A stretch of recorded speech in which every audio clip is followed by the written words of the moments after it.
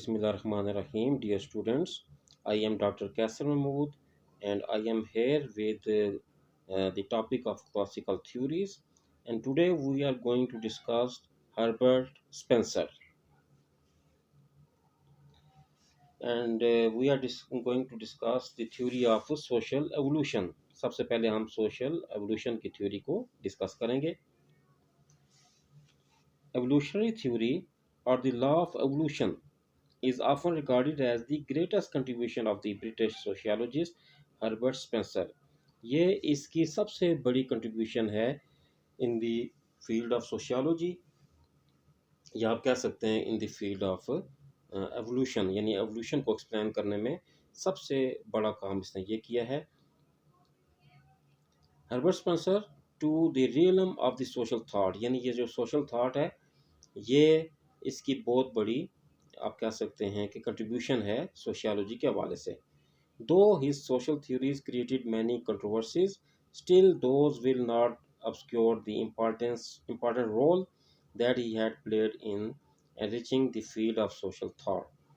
इसकी जो थ्योरीज हैं काफ़ी उसमें कंट्रोवर्शियल भी हैं, कंट्रोवर्सीज हुई हैं काफ़ी, और लेकिन फिर भी इसका जो मुकाम है वो हम इसका कम नहीं कर सकते. इसने सोशल थॉट के फील्ड में बहुत ज़्यादा आप कह सकते हैं कि काम किया है और बहुत फ़िलासफ़ी में बहुत ज़्यादा इसने थ्योरीज पेश की हैं. सबसे पहले हम एवोल्यूशन को देखते हैं कि what is evolution. The term evolution comes from the Latin word evolvere. Evolvere से ये निकला है, विच मीन्स टू डेवलप. इसका मतलब है अपने आप को डेवलप करना, परवान चढ़ाना, तरक्की देना. और टू अनफोल्ड या खोलना, यानी अपनी हकीकत को खोलना या किसी चीज़ की हकीकत को खोलना. It indicates changes from with in and not from without. It is spontaneous but not automatic. यानी ये जो तब्दीलियाँ होती हैं विद इन होती हैं, एक माशरे के अंदर, एक फ़र्द के अंदर होती हैं, एंड नॉट फ्रॉम विदाउट, और विदाउट नहीं होती. यानी हम ये कह सकते हैं कि बाहर से ये तब्दीली होती है, बाहर से कोई फैक्टर्स तो उसके ऊपर असरअंदाज हो सकते हैं, लेकिन ये तब्दीली अंदर ही होती है किसी माशरे के अंदर या एक फ़र्द के अंदर. It is spontaneous but not automatic. ये प्रोसेस स्पॉन्टेनियस है, हर वक्त चलता आ रहा है, चाहे इसकी स्पीड स्लो है या फास्ट है, हर वक्त ये प्रोसेस कंटिन्यूड है, लेकिन ऑटोमेटिक नहीं है. इसके लिए कुछ फैक्टर्स लाजमी होते हैं, कुछ फोर्सेस होती हैं इसके पीछे, तब ये एवोल्यूशन का प्रोसेस चलता है. It employs continuous change that takes place specially in some structure.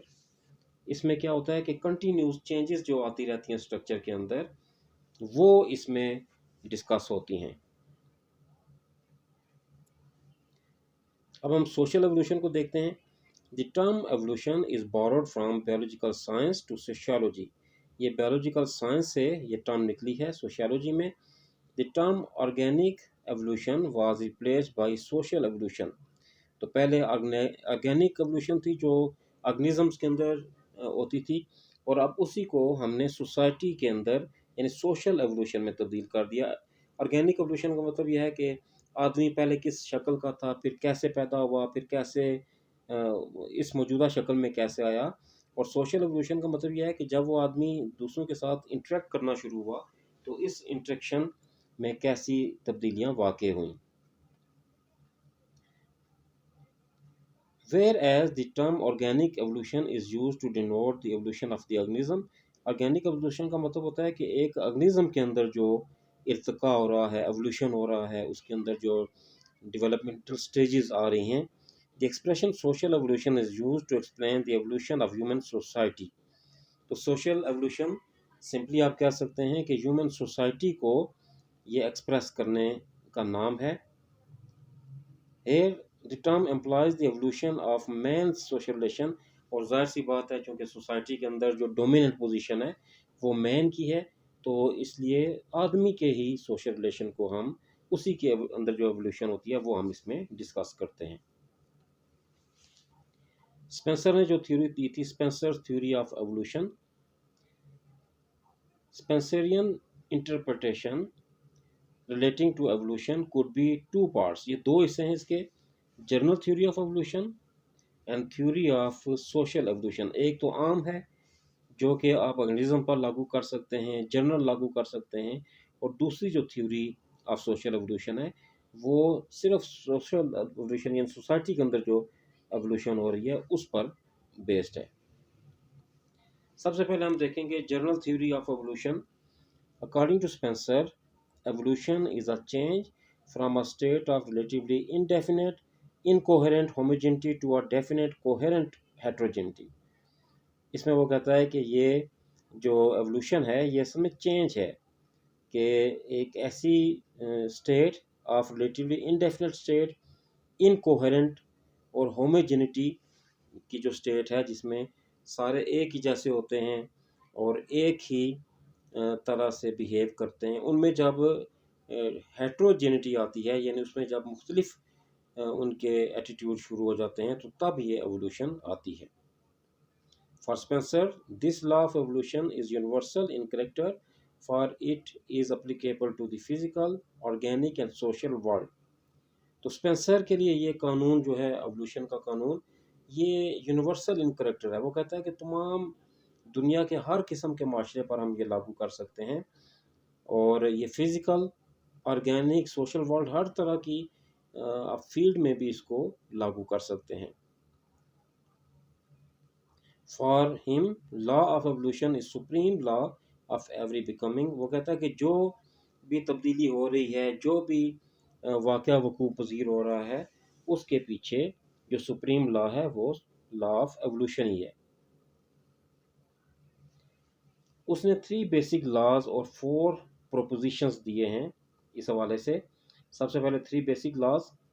पहला लॉ है law of persistence of energy और फोर्स, कि एनर्जी और फोर्स जो है ये परसिस्ट करती है, ये बाकी रहती है। दूसरा लॉ है the law of indestructibility of matter, कि जो मैटर है ये अपनी फॉर्म तो चेंज कर सकता है लेकिन ये डिस्ट्रक्ट नहीं हो सकता, इसको फना नहीं किया जा सकता, ये शक्लें तो चेंज कर सकता है। और तीसरा है the law of continuity of motion, जो मोशन है, जो हरकत है, ये हर वक्त जारी है, चाहे वो माशरे मूव कर रहे हैं, चाहे सोसाइटीज़ मूव कर रही हैं, चाहे सिविलाइजेशंस मूव कर रही हैं, तो ये मूवमेंट हर वक्त जारी है। फिर इसने सेकेंडरी प्रोपोजिशंस दिए थे, यूनिफॉर्मिटी ऑफ लॉ, कि ये जो लॉ है ये यूनिफॉर्म है, हर तरह के स्पीशीज़ पर आप इसको अप्लाई कर सकते हैं। Law of transformation and equivalence of forces, और ये जो फोर्सेस हैं ये ट्रांसफॉर्म भी होती हैं, अपनी शक्लें भी तब्दील करती रहती हैं, लेकिन इक्वल होती हैं, हर वक्त ये इक्वल रहती हैं। The law of least resistance and great attraction, और फिर यह है कि जो लीस्ट रेजिस्टेंस है यानी एवोल्यूशन उस वक्त होती है जब आप किसी चीज़ पर रुकावट कम डालें और अट्रैक्शन ज़्यादा हो, यानी आप उसकी तरफ खींचे चले जाएं, तो तब ये सोशल चेंज आ सकती है या एवोल्यूशन आ सकती है माशरे के अंदर। द प्रिंसिपल ऑफ अल्ट्रेशन और रिदम ऑफ मोशन, और ये जो एवोल्यूशन है ये अल्ट्रेशन यानी तब्दीली के कानून को ये फॉलो करती है, क्योंकि उस वक़्त तक वो एवोल्यूशन नहीं हो सकती माशरे के अंदर जब तक उसमें तब्दीली कोई ना हो, यानी तब्दीली को माशरा पहले कबूल करेगा तब वो माशरा एवोल्यूशन की तरफ जाएगा। सबसे पहले हम देखते हैं law of persistence of energy और फोर्स। ये कहता है there is the persistence of some sustaining energy, कि एक ऐसी एनर्जी जो बाकी रहने वाली एनर्जी है, इसकी मौजूदगी होती है, उसके बगैर एवोल्यूशन नहीं हो सकती। In which all phenomena rest, और तमाम फिनोमेना इसके अंदर होते हैं, बट दिस फोर्स और energy itself lies beyond our knowledge, और ये फोर्स या एनर्जी जो है ये हमारे नॉलेज से बहुत दूर है कि ये फोर्स कहाँ से आती है, कौन इसको पैदा करता है और कैसे ये तब्दीलियाँ करती है, ये हमारे नॉलेज में नहीं है। Law of indestructibility of matter, the basic elements of matter and energy neither created nor destroyed, कि मैटर और एनर्जी के जो आप कह सकते हैं कि बेसिक एलिमेंट्स हैं, वो ना तो नए बनाए जा सकते हैं, ना उनको तबाह किया जा सकता है, बट कंजर्व यानी कंजर्व रहते हैं, उनकी जो वैल्यू है वो हमेशा एक ही जैसी रहती है। It means there is basic indestructibility of the elements of matter, तो इसमें एक बेसिक इंडस्ट्रक्टिबिलिटी रहती है कि ये फना नहीं हो सकते। फिर इसके बाद इसने law of continuity of motion दिया था कि there is a continuous motion in the world, के इस दुनिया के अंदर जो हरकत है वो इस दुनिया के अंदर मौजूद है। हर चीज़ आगे की तरफ मूव कर रही है। इन केस ऑफ मैटर, अगर मैटर की बात करें, motion can not be stop, तो मोशन रुकता नहीं है, स्टॉप नहीं होता। When form of matter changes, और जब फॉर्म ऑफ मैटर तब्दील होती है, मोशन आल्सो चेंजेस, तो मोशन भी तब्दील हो जाता है। Energy passes from one form to another, और एनर्जी एक फॉर्म से दूसरी फॉर्म में पास होती रहती है। It always persist and never disappears, और एनर्जी बाकी रहती है, यानी इसके पीछे जो भी मोशन है, चाहे वो मोशन जिस फेज़ में भी दाखिल हो, तो एनर्जी वहाँ पर मौजूद रहती है, जो कि इस एवोल्यूशन को पॉसिबल बनाती है। अब 4 सेकेंडरी प्रोपोजिशंस, पहला है यूनिफॉर्मिटी ऑफ लॉ, दूसरा है law of transformation and equivalence of forces, तीसरा है the law of least resistance and great attraction, चौथा है द प्रिंसिपल ऑफ अल्टरेशन और रिदम ऑफ मोशन। ये पहले हमने मेंशन किए थे, अभी हम इसको डिटेल से देखते हैं। सबसे पहले uniformity of law, there is a persistence of certain relationship among the forces in the world, यानी ये फोर्सेस ऑफ द वर्ल्ड जो हैं, इस दुनिया में जो जो भी फोर्सेस हैं, उनके अंदर एक तल्लक है, उस तल्लक के बगैर वो फोर्सेस किसी काम की नहीं है। The world is in the order of element, और ये दुनिया जो है ये एलिमेंट के ऑर्डर से, यानी इसमें जो एलिमेंट्स हैं वही मौजूद हैं जो कि मुख्तलिफ तरतीब से हैं, और उन्हीं एलिमेंट से मिलकर कंपाउंड्स बनते हैं। recurring manifestations of events in the natural world, the forces, elements of matter, and relations of motion existing among them have a definite regularity, और तमाम चीज़ें जो कि इस माशरे के अंदर मौजूद हैं, चाहे वो आप कह सकते हैं कि फोर्सेस हैं, चाहे एलिमेंट्स ऑफ मैटर हैं, चाहे रिलेशंस ऑफ मोशन हैं, वो तमाम एक रेगुलरिटी के साथ मौजूद रहते हैं। नेक्स्ट है law of transformation and equivalence of forces, the force, the elements of matter, the motion are never lost or dissipated, ये फोर्स जो है ये हर वक्त परसिस्ट करती है, मौजूद रहती है, ये कभी भी ज़ाया नहीं होती, लूज़ नहीं होती। Entirely in a process of change, और ये चेंज जब आ भी जाती है तो तब भी ये तब्दील नहीं होती, ये बाकी रहती है। They are merely transformed into the manifestation of some other event or some other form of existence, लेकिन ये हम देखते हैं कि ये किसी और वाक़े के वक़ू पज़ीर होने का बायस बन जाती है, कोई और फॉर्म जो है, शक्ल जो एनर्जी की है उसमें ये आ जाती है, लेकिन ख़त्म नहीं होती। Law of least distance and great attraction, there is tendency of everything, हर चीज़ के अंदर ये एक सलाहियत है, एक ताकत है। ऑल फोर्सेस एंड एलिमेंट्स, तमाम फोर्सेस और elements, to move along the line of least resistance and of great attraction, वो क्या करते हैं कि अपने अंदर जो रेजिस्टेंस है उसको कम कर देते हैं, यानी चेंज के हवाले से, और जो अट्रैक्शन है वो ज़्यादा उनके अंदर होती है, तब ये माशरे चेंज होते हैं। Principle of alteration, rhythm of motion, all phenomena in nature have their own particular rate and rhythm of movement, कि जितने भी हम फिनोमेना लें नेचर के, जो भी चीज़ इस नेचर में आप देखते हैं, मिसाल के तौर पर रिफ्लेक्शन है, रिफ्रैक्शन है, फिर एवोल्यूशन है, कोई भी चीज़ आप ले लें, ये पार्टिकुलर रेट इनका होता है, एक रिदम होता है जिससे ये सारी चीज़ें आती हैं। ड्यूरेशन एंड डेवलपमेंट इनकी होती है। Force, matter and motion, each of these has its appropriate pattern of transformation. तो ये जो तीन यहाँ पर फोर्स, मैटर और मोशन को बताया गया है, तो इनका एक पैटर्न है इंफॉर्मेशन ट्रांसफॉर्मेशन का, जिस पर ये चलते हुए अपने आप के अपने अंदर ट्रांसफॉर्मेशन प्रोड्यूस करते हैं। अब एक और सोशल चेंज का बड़ा करेक्टरिस्टिक है कि सिंप्लिसिटी टू कम्प्लेक्सिटी, यानी ये आप कह सकते हैं कि आसानी से पेचीदगी की तरफ ये जाता है। Society like all phenomena proceed from simplicity to complexity. He identified four types of societies in terms of stages of their evolutionary development.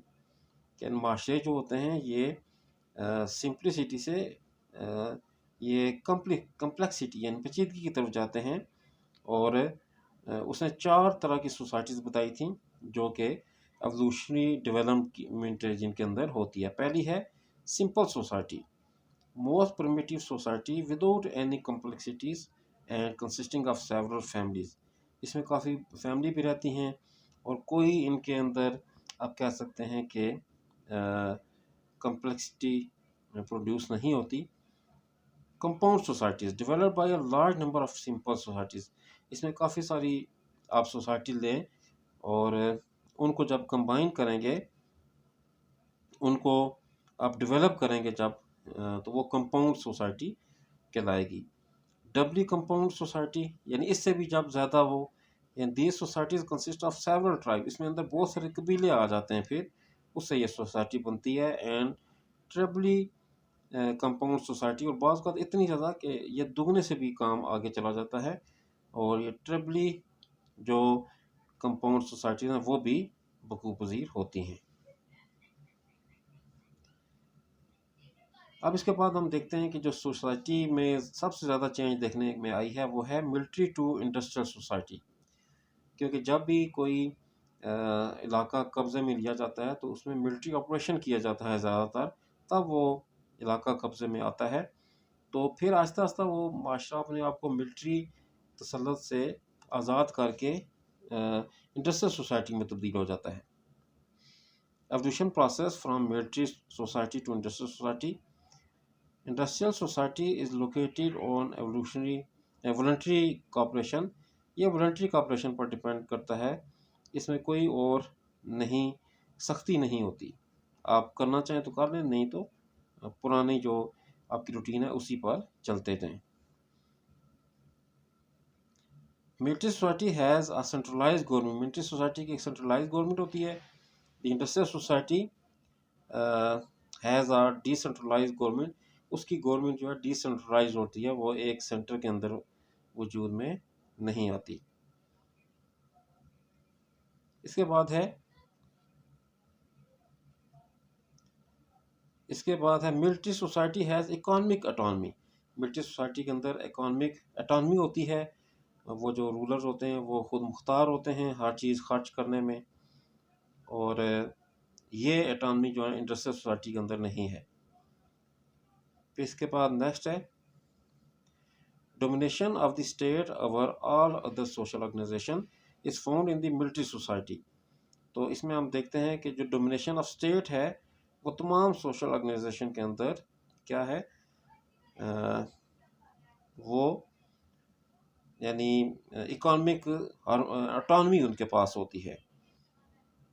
Domination of the state overall other social organization is found the military society, यानी इसमें जो duration of the state है वो इतना होता है कि जो मिलिट्री सोसाइटी है वो उनको इंडस्ट्रियल प्रोसेस में तब्दील होने में कोई ख़ास दिक्कत का सामना ना करना पड़े।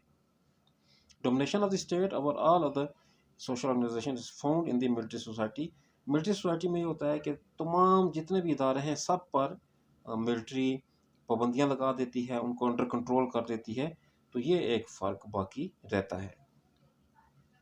तो डियर स्टूडेंट्स, ये था आज का आपका लेक्चर। उम्मीद है कि आपको तमाम कंसेप्ट्स क्लियर हो गए होंगे, लेकिन फिर भी अगर आपके कुछ कंसेप्ट्स क्लियर नहीं हुए तो आप कमेंट सेक्शन में कमेंट कर सकते हैं, व्हाट्सएप नंबर पर मैसेज करके भी पूछ सकते हैं। तो आखिर में इस रिक्वेस्ट के साथ कि आप इस चैनल को सब्सक्राइब भी करें, शेयर भी करें। खुदा हाफिज़।